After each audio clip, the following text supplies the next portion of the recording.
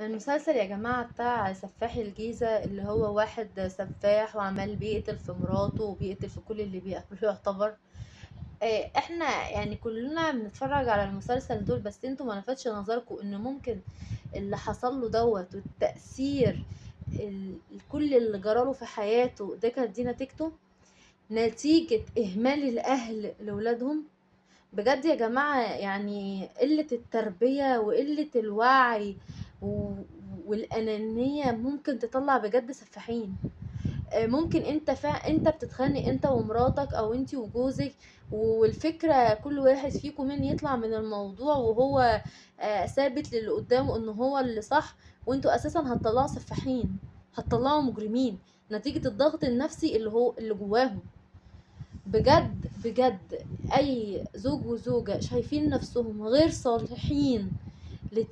صالحين لتربية اولادهم هما موجودين مع بعض، ينفصلوا بجد. بدل ما انتوا تطلعوا سفاحين ومجرمين، عرفتوا ان انتوا تحترموا نفسكم وتحترموا الاطفال اللي معاكم وكملوا مع بعض. ما عرفتوش، كل واحد فيكم يروح لحاله.